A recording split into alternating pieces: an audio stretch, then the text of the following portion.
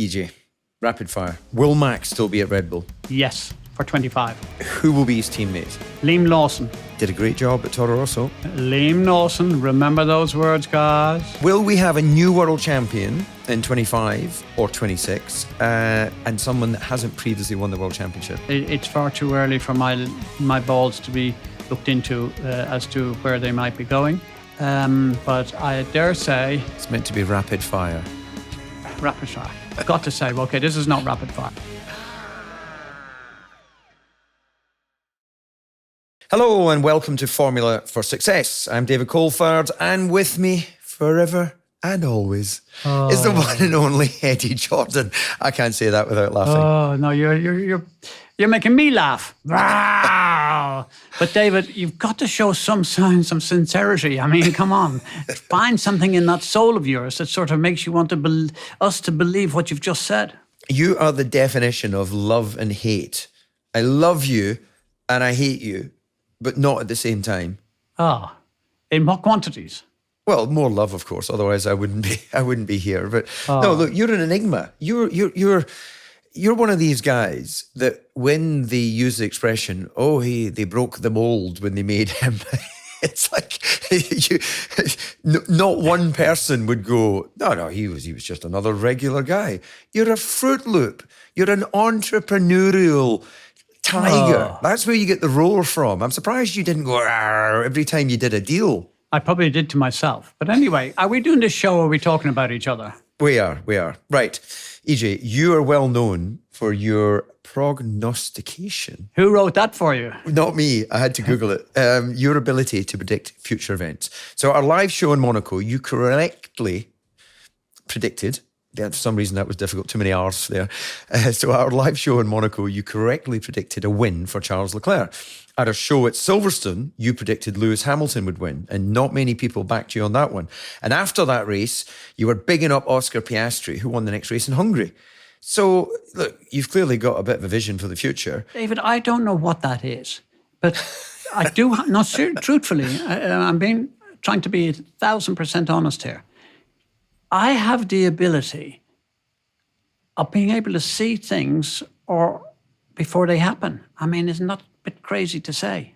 I always feel, I know what's going to happen here. I believe it.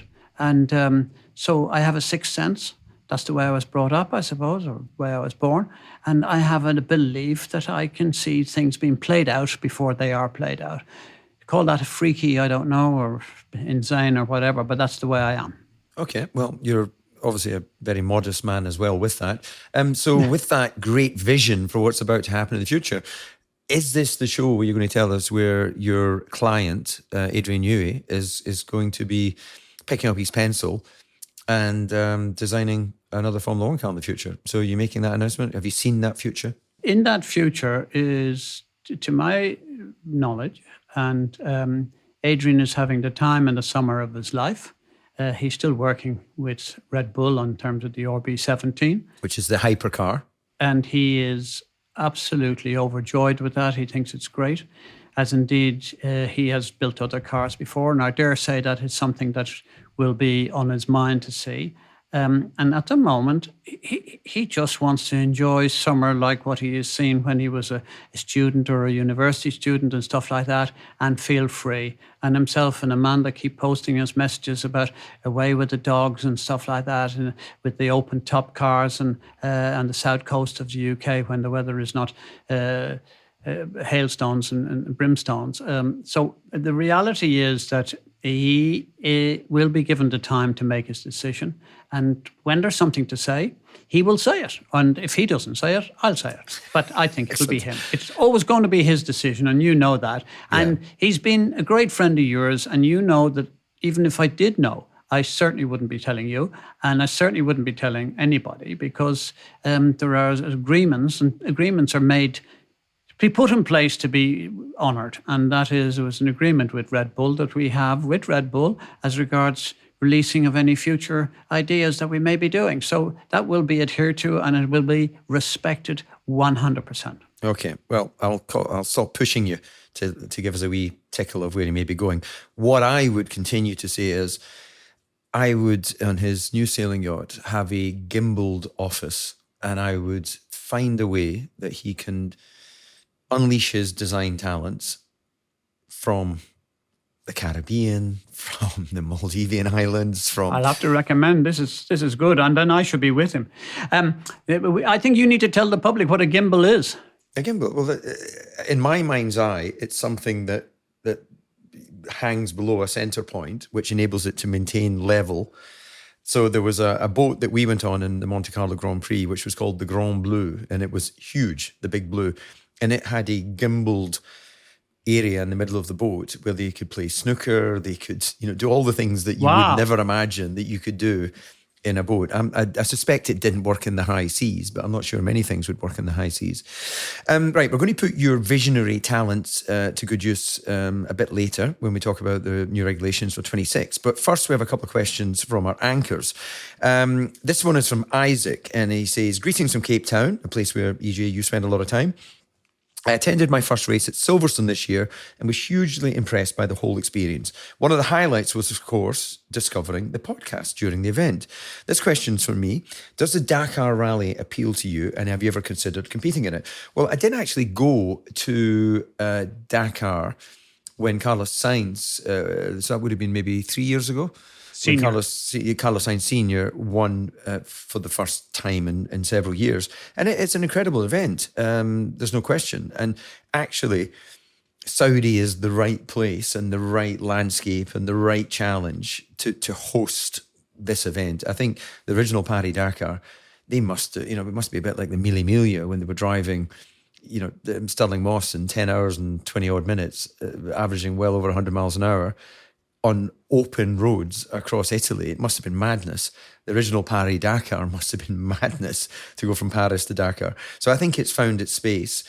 A lot of competitors, difficult obviously to record and broadcast, but it's an incredible challenge. And I personally am done with racing, so there's no fear of me getting into Nomex in a competitive way, but of course I'm still a huge fan of the sport.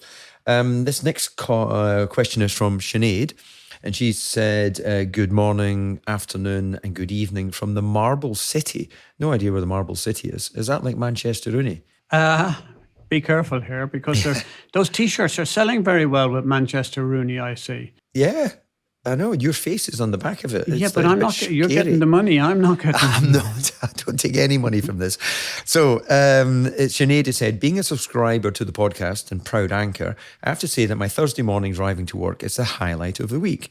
She wants to give a shout out to some of the F1's also-rans, drivers who did a great job in subpar cars. For example, Nico Hülkenberg this year at Haas. Does EJ, or I have... Who do we think are the most talented drivers that never got a good car? Right, I'm going to go first, EJ, while you think about it. I'm going to go... I'm going to let you go first. I can't think. Well, actually, the question says it. Nico Hülkenberg, do you know why I love him? Because he lives beside us, David. He's very calm. I see him having coffee with his wife, and he just is so much at ease with himself. And here's a guy who had a lot of promise, wound up in Force India, who I pushed and helped as much as I could there, even though it wasn't my team. But I could see great talent in him. He got squeezed out for all sorts of reasons, and then went off and won Le Mans. So here's a sign of resilience. If anyone wants to feel, oh, poor me, why me? Here's a guy who suffered beyond any doubt. In his own mind, he always probably felt that he was as good as everybody else, and that's what he would have done anyway. And to get squeezed out was probably a bitter blow to suffer. However, going off and winning Le Mans was a big boost for him, and now he's back at Haas. Do I think he's made the right decision to go to Audi? My personal view is that I think the right move for him would have been into Alpine, But that's a separate issue. He's decided to go with Audi, and he will do a good job. He'll be a development driver there. And a bit like you at Red Bull, you were the person who helped light the fire at Red Bull, in my opinion, David, without blowing too much smoke up your body. But, the fact is that it needs somebody like that. So I think the knowledge that he has from Formula One, the knowledge he has from sports cars, I think he will bring to Audi. And my God, Audi will need it, because building a car either in Germany or Switzerland, that is a daunting prospect to try and take on the might of the British teams, because that's where all the teams have gone. And Mercedes left Germany to come to the UK. That's what happens. That's what happens. And the people and the quality of the people that you have in the UK in this industry is mind-blowing. Yeah, I do think it is going to be challenging to attract the number of talents you need. Of course, everybody in Formula One is good, but as I've said, to the point where people, I'm sure, think it's a broken record, good is not enough. You need excellence, and you need that in engineering, you need it in the mechanics, you need it in every area to have success. I actually don't know an answer to this one, Sinead, I'm sorry. I'm going to just say there was guys in karting that were just brilliant who never made it to cars, either because of money or if they did make it to cars. Terry Fullerton, Ayrton Senna, when asked, famously said, who's the best driver he's ever raced against? Terry Fullerton. He said Terry Fullerton. And a lot of the media had no idea who Terry Fullerton was. A brilliant British world champion. I raced against Terry. I raced against him too. But not in karting. He came I did in karting. In 1989, when I raced in Formula Ford with David Leslie Jr. and Senior's team based out of Carlisle, based out of a Fiat garage in Carlisle, Terry was signed up by a guy who called Matt Aitken, who is of the famous musical trio Stock, Aitken and Waterman. And he founded his own team called Sonic Racing. And for whatever reason, maybe he knew Terry from karting, because Matt loved motor racing. And he was, I hope he doesn't mind me saying, Matt was in a race suit. He was as wide as he was tall. So, he was definitely a gentleman team owner and a gentleman racer. And he signed Terry. And so Terry did cars, and probably a bit late in his life. I was 18. He must have been, I don't know what the age gap to Terry is, maybe 15, 20 years. Absolutely. Terry, look, you talk about Terry Fullerton. I happened to be lucky. There was a Nations Cup, I remember, in the UK. I think it's up near Preston, karting. And there was a 6-man team. I made a team. And one of my heroes, which was everyone's hero because he was just a legend, and that was Terry Fullerton. So for sure, your particular, maybe the public and our listeners may not know who he is, but he, in his capacity, and in many respects, sometimes that's the way it happens. You have in MotoGP, you have unbelievable riders in 250, but when they come to 500, it's a different story. So it's horses for courses, guys, and pick your best shot at making yourself great, and then you stick to what you've got. I think you're absolutely right. Horses for courses. Just had a quick look there. Terry is 71, so significantly older than me at 53. And not much younger than me. There you go. So he was a mature Formula 4 driver back in 1989, but a brilliant driver nonetheless, and there's been many others. But right, Eddie, get a hold of your crystal balls and let's look into the future. So we all know in 2026, the new regulations are coming, and here are some of the main changes. They claim more agile cars, which are 30 kilograms lighter. Is it not 50 kilometers?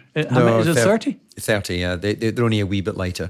But 10 kilograms on average is about 0.3 of a second per lap. So they're going to go 9/10, let's call it a second. They're going to be a second quicker in terms of weight.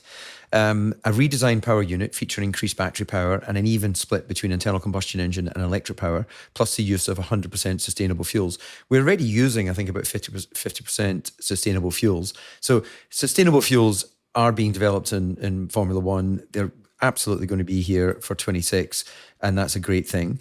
They're also going to have active aerodynamics in the form of movable front and rear wings to allow for closer racing. That sounds like it could be fraught with some interpretation. issues. They're going to have increased overtaking opportunities through the introduction of a new system that gives drivers a short burst of additional battery power when within 1 second of the car in front. Well, this is kind of what DRS is. It's kind of what KERS was back in the day. There's a lot of complications in these regulations. My biggest concern, EJ, I'm going to throw it out there, is the 50-50 split of battery and internal combustion. Because one of the great things about hybrid is that the electrical energy fills in the hollow in torque that you get when you're no longer traction limited.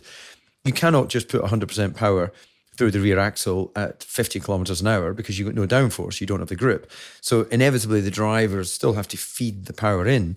But once you're not traction limited, you get an amazing boost from the electrical energy and then the engine takes over. We could be in a situation where in Monza or after Eau Rouge and Spa, the cars have hit a VMAX, let's call it 300 kilometers an hour, at the middle of the straight, give or take, and then they will start to lose speed because the engine does not have enough power without the electrical energy to maintain the drag of the car. Now, that's maybe where the active aerodynamics come in, and maybe this has all been thought out, but I'm not bright enough to work it out, and no one's explained it to me. But there is a risk that you'll hit VMAX much earlier than you would previously, and then you'll start to get slower to the breaking point. Now, one of the joys for me of being at any racetrack is to stand at the end of a straight and observe a car, a motorbike, a kart at its absolute fastest, slowing down to the corner. It's a joy. It's a bit like listening to the RPM of an engine. It gets more exciting the higher the RPM because you can feel the energy. You can, it's buzzing through your body. It's like going to a rock concert. The acoustic set is lovely, but isn't it brilliant when, you're like Animal on the drums and the lead guitarist is doing whatever they do to create all these wonderful sounds. So there is a risk in that. But I've spoken too much. What do you think of the 2026 regulations? What tickles your fancy and what do you think is waste of time? I heard earlier on in the previous show you mentioned the fact that you're not a fan of the DRS. Just lazy overtakes, isn't it? What we need to be a little bit careful of, we were all complaining years ago that there was no overtaking. I never complained. I love being at the front. Huh? I love being at the front and no one could overtake me. Because DRS is a boost, there's no doubt about it. But I'm just thinking about, do you remember all of those times where you had the floors and you had the skirts and the sliding skirts and they had to be adjusted and these cars are going at ridiculous speeds in very hostile environments within the confines of the car. And you're asking it to do more and more and more things on the screen. I heard Lewis speaking to his engineers the weekend and he was talking about the diff and different angles that he wanted to run the rear diff. And, in my day, we didn't have that. And I'm not saying this is the right thing to do, but I'm just saying that it has become a very technical sport. And therefore, there is just, when you look at the steering wheel and the other gadgets on the side of the steering wheel down by the driver's where his legs are, there's just a number of different adjustments they can make. Now just roll on that because they're not going to be taken away. Then you add on, so I want a little bit, like Lewis, for example, Max was going along complaining about the understeer, and he's got a couple of easy fixes if he has the adjustable aerodynamics. He gives the front wing a tiny little bit more and he gets better understeer. Or he takes a little bit off the rear. He makes the rear suffer a little bit because to have understeer, you obviously have to have the back has possibly too much grip. And when you've got the grip on the back, of course, it's damaging the front, hence the tires and hence everything. So Max definitely has a kind of car that he feels very, very comfortable with, and it's a neutral car. He's certainly not one with understeer. Now, this is something that's going to play into Max for sure because he will be able to dial out, if it was static and it was in the pits and he was doing a test day, of course you come in and you do the ride heights and then you do a bit of adjustment in terms of the suspension or even the springs, toe in, toe out, millions of different things. And that's what makes these engineers so great in my mind because they're able to allocate what makes the car go quickest. And my guess is with this new rules, there's yet more things for the driver to do, and I want to see hardcore racing. What I don't want to see is somebody on a simulator just dialing in a situation. Okay, no, I think that's fair enough. It should be the battle of of their The Titans. Well, yeah, their minds, of course, are controlling their body, but it shouldn't be too much of a sort of electronic management system. But right, EJ, are you, with your ear to the ground and your managerial role with Adrian, are you getting any feedback for how the designers see it? Because we've got a period now of brilliantly close racing. We've had several different winners this year. There's an argument to say a regulation change, which we'll see in 26, could actually, could damage that. So, what's your sort of feedback on that from your buddies in the paddock? I think what the general consensus is that the 24 regulations, which is what we've got now, which is turning out to be really good racing from everyone's point of view. And if the last two races is anything to go by, we may be blessed with some unbelievable performances throughout the rest of the season. Having said that, the 24 car, is in effect the same car as the 25 car, because all of the designers, all of the things, they will be allocated. The senior designers at the moment are crawling all over these regulations because 26 is so vitally important. But it's difficult for a designer because there are so many other things outside of their control. The battery pack, the engine, the use of the various different aspects. So they're going to have their hands full with this adjustable aerodynamics on the front wing, I presume. I don't know how they're going to do the rear wing, but that's probably less of a problem. But the front wing is so absolutely complicated in terms of the manufacturing of it and the structure. You've asked me the question, what are designers doing? The designers at the moment are putting their number 2, 3, not even that, maybe the 3, 4 guys into place and say, right, I want you to finish off with 24, as many updates as you can do without breaking the nuts of the team, because we need to concentrate on this 26 car. I need to get a car in the tunnel to understand exactly what they're trying to do. But in the interim period, we've got the models, by that I mean the wind tunnel models, and we can use those to perfect the 25 car. Do not be surprised, guys, next year there will not be much change in terms of how the cars look or how they're actually going to perform, because effectively, I think one of the things that was going to happen anyway, that whatever you had in 24, it's going to be more of the same in 25. But having said that, when you see the start of the 24, the emergence of Mercedes and the emergence of McLaren is something to behold that I never thought I was going to see. And, it's heady days. So it's brilliant. We've got lots of competition, lots of fabulous young drivers coming through, the best I've ever seen. And I applaud them. I think we said that about Silverstone. To think that they went around in those conditions without falling off and doing silly things was remarkable, that there was no safety car or whatever. So I think the future is bright, but I just hope that the legislators and the regulation manufacturers, that they get this right, because it's a crucial part of our life going forward. It's the next 5-10 years, David. Yeah, absolutely. Well, yeah, fingers crossed on that. Right, I'm going to give you some rapid fire questions now. Some have come in from our listeners. You got to get your crystal ball out, EJ. So, EJ, rapid fire. Will Max still be at Red Bull? Yes, for 25. Who will be his teammate? Liam Lawson. Did a great job at Toro Rosso. Liam Lawson, remember those words, guys. Yeah, there you go. His visionary crystal balls. Will we have a new world champion in 25 or 26 and someone that hasn't previously won the world championship? In 25, my forecast is that Max will win both 24 and 25. And it's all up to what goes on, where the drivers, it's far too early for my balls to be looked into as to where they might be going. But I dare say, never underestimate. Remember? It's meant to be rapid fire. Rapid fire. I've got to say, okay, this is not rapid fire. Mercedes have an ability, certainly on the engine department, and understanding about convertible and from the battery packs and the various things. They will have a massively strong power plant. And so, to be very honest with you, I see Mercedes being very strong in 26. And that's why I think people will rush to go there. And what the question I'd like you to ask me is, who do I think is going to be in Mercedes in 26? Who do you think will be in Mercedes in 26? From what I'm hearing, I'm having to say Max. Okay. 25? Antonelli? I think he will go with Antonelli, even though I think that's a mistake. I'll tell you why it's a mistake. I think you're putting incredible pressure on him.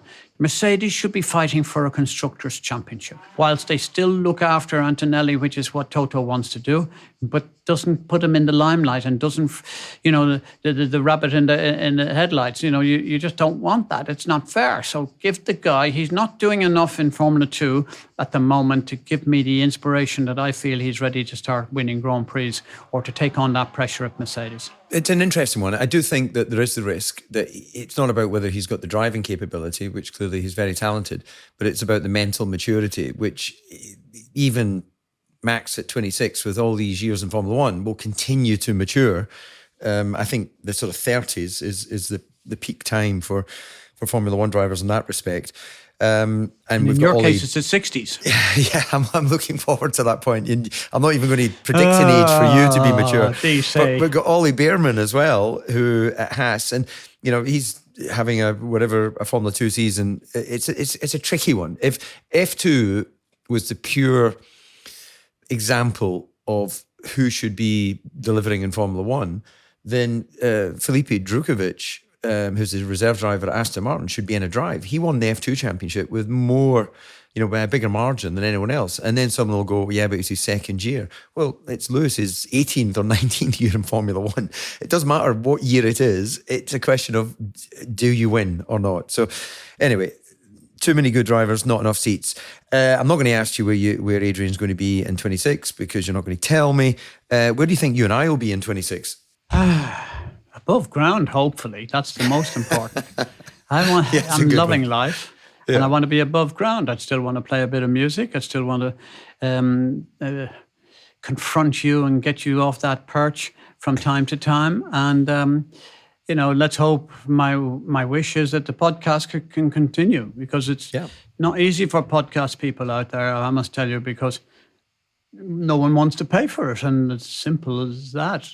There's a lot of production that goes on here with Whisper DC's company, and I'm sure they're taking a big hit on this. Yeah, look, it's an investment in entertainment as opposed to something that's going to put fuel in your super yacht, EJ. But I don't think our listeners are going to feel any sympathy for that. So I think we do a short, sharp episode this week. And I think we wrap it up. So let's thank our listeners. Remember, you can get in touch by emailing ffs@whisper.tv and on social media at F1 for Success. EJ, I enjoyed this episode more than most of them because you seemed, well, not that shorter, you seemed very, very, very clear. Sometimes I feel like I'm on some sort of ziggy-zaggy journey with you till you get to the point. A bit cloudy or a bit muddly. Well, no, it's just like you, instead of taking the shortest route, sometimes you take us on a wee journey, but you were really succinct this week, so thank you very much. Using the word muddly, I can't help but say Muddley Walker, wasn't he the best? As much as I love listening to you or Martin, Muddley Walker was the best. The best. Yeah, Murray and James Hunt, what a pairing. Honestly, I didn't need to see the race. I just wanted to listen to those two. Yeah, absolutely. And so any of our listeners who've never heard of Murray Walker, you'll probably have heard of James Hunt if you're a Formula 1 fan. But if you go back and listen to some of their old commentaries, they shared a mic. So they had to hand the mic between each other, which they're lip mics that we use. So can you imagine having this sweaty top lip of James or Murray on your own lip? At least you've got a flavour saver. You've got the moustache. Well, you made reference to Max being up all night on his simulator racing. God knows where James was, because I'm certain he wasn't on a simulator, that's for sure, unless she changed her name. Yeah, exactly. Well, on that wonderful visual, EJ, always a pleasure. Bye-bye. Oh, DC, still love you after all this time. Oh, is that not a line from a song? I still love you after all this time. But I'm feeling the melody is coming in. And you made a previous reference, if I may. You talked about thing quickening up and stuff like that. But that is the essence of music. And the whole thing about the drummer, that was the first lesson I was ever taught. Don't speed up, don't speed up. But it's impossible. As you get through the middle eight and then you start coming to the end and the outro, of course, everyone goes a little bit frantic. And of course, you have a look at the machine and think, God, I did quicken up maybe about 8-10% there. But that is music. And most people don't notice it. And it's fantastic. So a little bit of knowledge. Yeah. You know, when you talk about lyrics and everything, it reminded me of the song from Chicago. And one of the lyrics goes, everybody needs a little time away. I heard her say from each other. Well, EJ, I need a little time away from you. Somebody is passing you these comments. No, it came to my mind, but I didn't sing it. Is Tony beside you? Is Tony feeding you all this information? Listen, I'm doing this Red Raw. I don't have anyone here. I'm just as lucky that I happened to get it up on the screen. After all, had it not been for Marie, for sure I wouldn't have had it. I'm glad you said on the screen. So I'm going to leave you with my current song, which I really enjoy. Well, what about the Cranberries, Dolores O'Riordan and Zombie? Zombie. Can you do that? She did that whole... Zombie. Anyway, goodbye, everybody. Goodbye.